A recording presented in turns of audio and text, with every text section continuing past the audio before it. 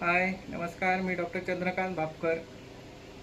Acidity आणि पचन संस्थेचा ज्यांना त्रास आहे अशा लोकांमध्ये जी प्रामुख्याने जी कारणं आहे त्याच्यामध्ये सगळ्यात पहिलं महत्त्वाचं कारण आहे का ज्या लोकांच्या खाण्यामध्ये चिकन, मटन, मच्छी असे नॉनव्हेजचे पदार्थ जास्त आहेत. याच्या व्यतिरिक्त व्हेजिटेरियन जेवणामध्ये तेलकट, तिखट आणि मसालेदार गोष्टी जबाबदार असतात. याच्या व्यतिरिक्त आपल्या पूर्वीच्या काही आजारांसाठी जर तुम्ही ॲलोपॅथिक मेडिसिन घेतली असतील आणि ॲलोपॅथिक मेडिसिनने जी ॲसिडिटी होते, ॲसिडिटी ज्या ॲलोपॅथिक औषधांनी होते त्यांच्यासाठी अँटॅसिडच्या गोळ्या घेतल्या जातात किंवा ॲसिडिटी होते म्हणून अँटॅसिडच्या गोळ्या डायरेक्टली घेतल्या जातात डॉक्टरांच्या सल्ल्याने न घेता, आणि नंतर ती सवय लागते.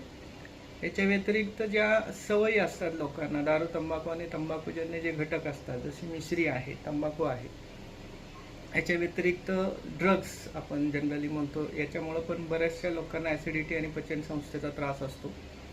आणि जी लाईफस्टाईल आहे ज्याच्यामध्ये झोपण्याचा वेळ नाही आहे, जेवणाचा वेळ नाही आहे, बहुतेक अशा लाईफस्टाईल असणाऱ्या लोकांमध्ये हा त्रास असतो.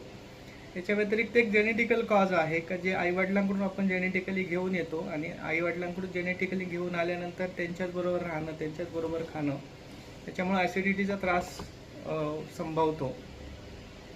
या आणि याच्यासारख्या अनेक व्हिडिओसाठी चॅनलला सबस्क्राईब करा, लाईक करा आणि इंस्टाग्रामला फॉलो करा.